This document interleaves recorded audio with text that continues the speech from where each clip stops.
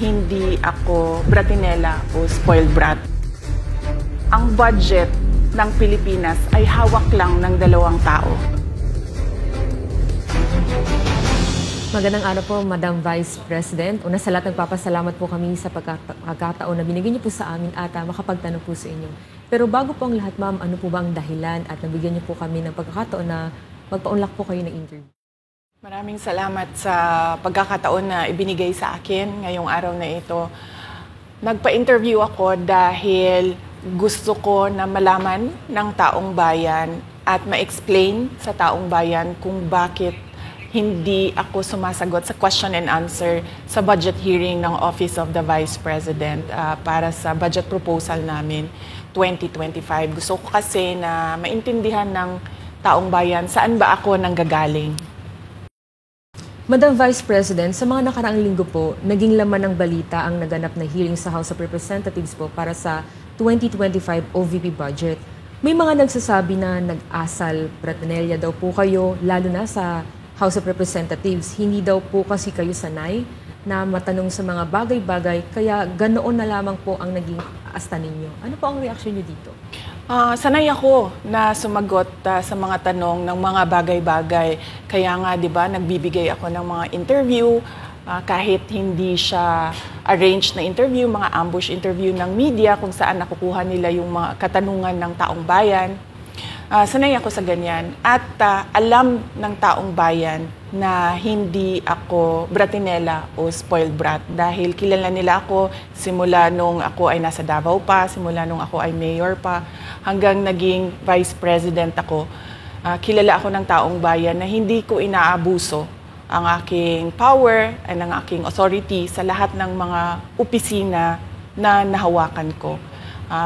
Testigo ko ang buong bayan na hindi ako isang spoiled brat. In fact, nung ako ay lumalaki, hindi naman, ang mga kaibigan ko, hindi naman sila galing sa political na pamilya, sa mga mayayaman na pamilya, sa mga powerful na pamilya. Sila ay mga ordinaryong tao lamang at yun ang kinalakihan ko. Isang ordinaryong environment ng isang ordinaryong citizen ng ating bayan.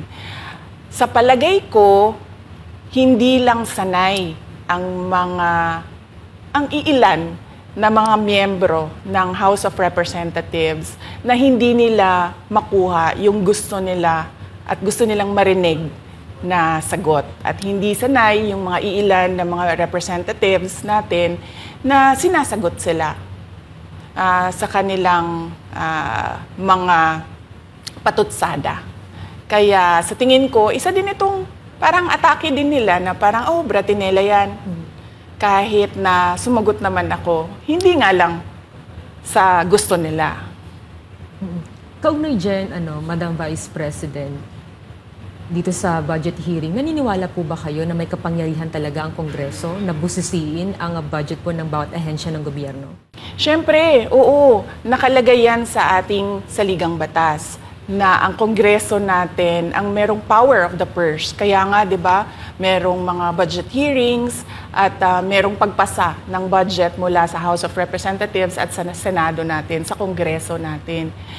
Kinikilala natin yan. Kaya nga, di ba, pumunta tayo doon sa Senate hearing, pumunta tayo doon sa House of Representatives na hearing dahil nagpresenta tayo ng budget. Ang ginawa ko lang ay sinabi ko, i-forgo namin yung question and answer na parte ng budget hearing. Pero kaugnay po dyan, Madam Vice President, hindi po ba dapat malaman din ng taong bayan para saan po ang pondo ng OVP? At saan po gagamitin itong panukala po for 2025? Yes. Napakahalaga sa akin na malaman ng taong bayan ang Office of the Vice President budget proposal. Kaya nga, bago kami pumunta sa Senate, bago kami pumunta sa House, ay pinublish namin yung budget proposal namin sa aming website, sa Office of the Vice President, sa social media platforms namin. Ginawa namin siyang madaling intindihin ng taong bayan kung saan papunta yung budget proposal ng Office of the Vice President. Ma'am, going back dun po kaninang sinabi nyo na yung ilang beses niyo pong sagot sa mga kongresista that you will forgo the opportunity to defend the 2025 budget proposal of the OVP and will defer to the wisdom of the Congress, bakit tila daw po iniiwasan niyo? Parang ganun po yung lumalabas daw. Oo. Kasi sinasabi ko pa ulit-ulit yon na sinasabit namin sa Congress ang budget ng Office of the Vice President at iniiwan namin sa Kongreso ang desisyon kung ano ang gagawin nila para sa Office of the Vice President. Kaya fino-forgo na namin yung question and answer. Unang-una dahil nakikita namin na ginagamit siya ng ibang mga miyembro, iilan na mga miyembro ng Kongreso para umatake sa akin dahil hindi kami magkasama sa politika. At pangalawa, kasi ang budget ng Pilipinas ay hawak lang ng 2 tao. Isa yan sa mga rason kung bakit ako nag-resign sa Department of Education.